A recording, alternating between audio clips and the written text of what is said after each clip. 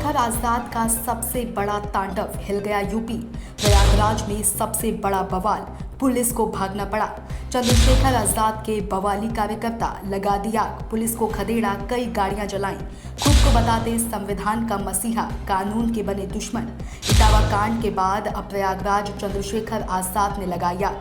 दोस्तों, उत्तर प्रदेश में इटावा का मामला अभी शांति नहीं हुआ कि प्रयागराज में एक बहुत बड़ा बवाल हो गया है, जिसमें पुलिस की कई गाड़ियों को फूंक दिया गया और रोड पर आम नागरिकों और सुरक्षा में लगे पुलिसकर्मियों को दौड़ा दौड़ा कर मारा गया है, जिसके बाद से सियासी माहौल और गर्म हो उठा है।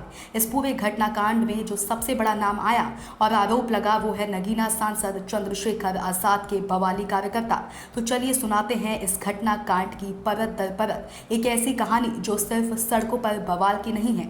ये कहानी है उस नकाब के उतरने की जो खुद को संविधान का रक्षक बताता है, लेकिन कानून को अपने जूतों तले कुचलता है। इनको तो बखूबी पहचानते ही होंगे। नाम है चंद्रशेखर आजाद, चेहरा दलितों के मसीहा का, लेकिन हरकतें खुलेआम गुंडागर्दी और जगह प्रयागराज की सड़कों पर, जहां पुलिस को अपनी जान बचानी पड़ी। हाँ, वही पुलिस जो नेताओं की सुरक्षा में दिन रात खाकी पहनकर खड़ी रहती है, आज उसी पुलिस को भागना पड़ा। परिवार से मिले ये बात आप अपने उसमें वो कर लें। जो अस्वस्थ है वो अस्वस्थ है, हम परिवार से मिलेंगे, उनके दुख तकलीफें जानेंगे और उन तक दुख तकलीफों कैसे दूर किया जाए इसके लिए जो है अपने लोगों से बात करेंगे। ये तीन चीज़ों पे हम कोई समझौता नहीं करते, ठीक है। अगर आप इस पर सहमति है, वहाँ जाके आप ना बदलें तो हम आपके साथ चल लेंगे। चंद्रशेखर आजाद को पुलिस ने सिर्फ रोका, एक दलित पीड़िता के घर जाने से मना किया। बस इतना कहा कि हालात तनावपूर्ण हैं, संयम रखिए, लेकिन साहब भड़क गए, कानून को हाथ में लिया और उनके सैकड़ों समर्थक सड़क पर ऐसे टूट पड़े जैसे उन्हें कानून से नहीं सिर्फ बदला लेना है। 3 पुलिस की गाड़ियां तोड़ी गईं, पथराव, तोड़फोड़, नारेबाजी और आतंक जैसा माहौल। गाड़ियां जल रही थी, पुलिस पीछे हट रही थी और समर्थक खुद को बता रहे थे संविधान के रक्षक। अब ऐसे में सवाल है, क्या यही संविधान सिखाता है? क्या बाबा साहेब ने यह सिखाया था कि बात ना बने तो पुलिस पर हमला कर दो, गाड़ियों को तोड़ दो, सिस्टम को ठेंगा दिखा दो? और मजे की बात सुनिए, चंद्रशेखर आजाद खुद एक दलित युवती के यौन शोषण के आरोपों से घिरे हुए हैं। उस लड़की ने आरोप लगाया है कि शादी का झांसा देकर गंदे कुकर्म किए गए। मामला अभी खत्म भी नहीं हुआ कि अब प्रयागराज में दूसरा तमाशा खड़ा कर दिया गया और जब बवाल थमा तो ये जनाब कैमरे के सामने आकर बोले, मैं तो बस एक पीड़ित को न्याय दिलाना चाहता था। वह जो खुद न्याय के कटघरे में खड़ा हो, वो दूसरों को न्याय दिलाने निकला है। आज के बराबर में कौशाम्बी जिले में पाल समाज की बच्ची के साथ जो अन्याय हुआ और उसमें जो पुलिसिया कार्रवाई, उस पर बहुत सारे सवाल खड़े हो रहे हैं। एक पक्ष कह रहा है कि हम पीड़ित हैं, दूसरा पक्ष कह रहा है कि हम पीड़ित हैं। ब्राह्मण समाज के लोग कह रहे हैं हम पीड़ित हैं। अब ये पता जाके लगेगा मौके पे कि कौन पीड़ित है। इसलिए मैं उन परिवार से मिलने के लिए पाल समाज के आया था, लेकिन पुलिस ने मुझे यहाँ रोक लिया और मुझसे कहा कि अभी लॉ एंड ऑर्डर की सिचुएशन अच्छी नहीं है, आप कुछ देर इंतजार कर लें, उसके बाद हम आपको जाने की इजाजत दे देंगे। मैं यहाँ इंतजार कर रहा हूँ पिछले 2.5 घंटे से, लगभग अब 2.5 घंटे होने को आए। मैं यहाँ इंतजार कर रहा हूँ कि मुझे वहां जाने की इजाजत मिले और मैं उस परिवारों की आवाज को उठा पाऊं, मैं जान पाऊं सत्य क्या है। इसी तरह करछना में जो अन्याय हुआ कि एक शेड्यूल कास्ट के व्यक्ति को जला के मार दिया, उस परिवार को न्याय मिले, उस परिवार के साथ जो डर भय का माहौल है खत्म हो, उसके लिए मैं यहाँ हूँ। लेकिन अभी तक पुलिस ने कोई ठोस जवाब दिया। मैं कुछ देर और इंतजार करूंगा। अगर पुलिस ने जो वादा किया है कि हम आपको जाने देंगे या परिवार से मिलाएंगे, अगर पुलिस पे खरी उतरती तो फिर मैं कूच करूंगा, कौशाम्बी भी जाऊंगा और करछना थाने वाले परिवार से जाकर उनसे मिलूंगा, उनकी न्याय की लड़ाई को मजबूत करूंगा। आप धरने पे भी बैठे हैं, क्या कारण है? मैं इसीलिए बैठा हूं कि क्या उत्तर प्रदेश में कानून व्यवस्था इतनी कमजोर हो गई है कि एक सांसद अपने परिवार से नहीं मिल सकता है? क्या हो गया उत्तर प्रदेश में? हम इलाहाबाद में, जहां पूरे उत्तर प्रदेश के लोग आते न्याय मांग रहे हैं, हम तो लंबे समय से मेरठ में हाईकोर्ट की बेंच की मांग को भी उठा रहे हैं। लेकिन इधर पुलिस ने भी कहा अब बस बहुत हुआ। यूपी पुलिस ने ऑपरेशन मोड में स्विच कर लिया है। मिशन त्रिनेत्र, एक एक चेहरा पहचाना जाएगा। वीडियो फुटेज, वायरल क्लिप्स और तस्वीरें स्कैन की जा रही हैं। और फिर क्या होगा? जो पत्थर उठाए गए थे अब वही हाथ हथकड़ी के काबिल माने जाएंगे।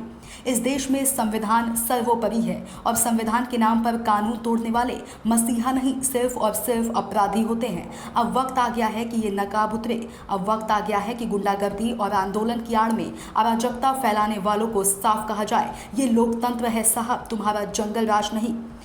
इलाहाबाद में इसलिए मुझे तो रोका गया, अपराधियों क्यों रोका गया? यहाँ 500-700 पुलिस लगा के क्यों रोकना चाहते हो? क्या एक परिवार से नहीं मिलने की छूट दे सकते हो आप लोग? तो मैं तो कह रहा हूँ मैं अकेला जाऊंगा, आपके साथ जाऊंगा, आप ले चलो, लेकिन मुझे मेरे परिवार से मिला हूं, मैं उनकी तकलीफों को जानता हूं। भी उस माँ से मेरी बात हुई जो बच्ची की माँ, उन्होंने कहा मेरी बच्ची की हालत आके देखी, हमारी हालत आके देखी, हम यहाँ डर के साए में, हमारी मदद कीजिए, हमारी आवाज उठाइए। तो पुलिस मुझे क्यों रोक रही? क्या पुलिस किसी को छिपाना चाहती है? क्या पुलिस दबाव में काम कर रही है? मैं तो मानता हूँ पुलिस कभी दब नहीं सकती, लेकिन इस बात को जानना पड़ेगा कि सब क्या हो रहा है। मैं तो पुलिस का सबसे बड़ा हितैषी, सब जगह आवाज उठाता हूँ, पार्लियामेंट में भी आवाज उठाता हूँ, सड़क पे भी उठाता हूँ।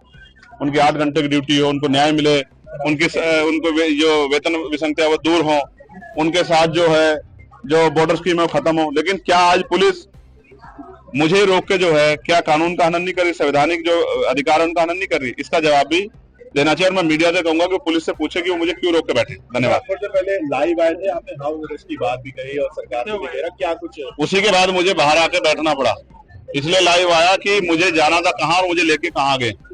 मैं संवैधानिक विचारों का प्रयोग संवैधानिक विचार पे हूँ, इसलिए पुलिस से बातचीत कर रहा हूँ, वरना मैं लड़के भी जा सकता हूँ, मोटरसाइकिल पे बैठ के भी जा सकता हूँ। पुलिस जानती है जब मैं जाने पाऊंगा चला जाऊंगा, लेकिन मैं संवैधानिक विचार को मानता हूँ, संविधान को मानता हूँ, इसलिए पुलिस से बात कर रहा हूँ कि भाई हमें जाने दिया जाए या उस परिवार को हमसे मिला दे। अगर नहीं जाने दिया जाता तो क्या कुछ कदम उठाया जाए? तो फिर अभी तो इलाहाबाद में आप संघर्ष देख रहे हैं, फिर आप लखनऊ में देखना विधानसभा का घेराव होगा, मुख्यमंत्री आवास का घेराव होगा, इतने बड़े पैमाने पे होगा कि पूरे प्रदेश से ट्रेन में लोग आएंगे और लखनऊ का चक्का चक्का जाम कर। अच्छा, इटावा मैं पूछता हूँ, क्या अब भी इन पर कार्रवाई नहीं होगी? क्या अब भी ये खुद को संविधान का ठेकेदार बताते रहेंगे, या फिर अब कानून अपना असली रूप दिखाएगा?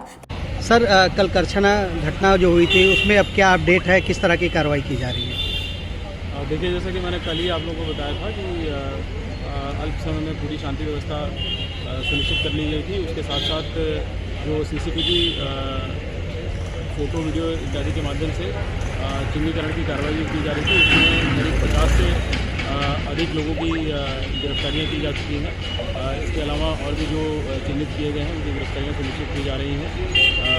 जो घटनास्थल है उसके आसपास पर्याप्त मात्रा में पुलिस बल, दंगा नियंत्रण उपकरण इत्यादि के साथ जो है वो व्यवस्थापित किया गया है वहाँ पे। और इसके आगे की जो भी जितनी कार्रवाई है वो बिल्कुल कठोरतम कानूनी कार्रवाई वो सुनिश्चित की जा रही है। कितने लोग गिरफ्तार करे गए इसमें? करीब 50 से अधिक इसमें गिरफ्तारियाँ हो चुकी हैं, ताकि अगली बार कोई और खुद को बाबा साहेब का वारिस बताकर संविधान का कातिल ना बन जाए। ब्यूरो रिपोर्ट, टीके Tripathi, Sam TV digital. Subscribe करें साम टीवी, क्योंकि हम आ गए हैं अब आपके बीच, दिखाएंगे सत्ता के वादों और अपराधियों के एक एक कारनामे की हकीकत। और हाँ, अगर आपके पास भी हो कोई ऐसी खबर तो कमेंट करके हमें बताएं, क्योंकि बिना डर और दबाव के हम दिखाते हैं हर एक खबर डंके की चोट पर।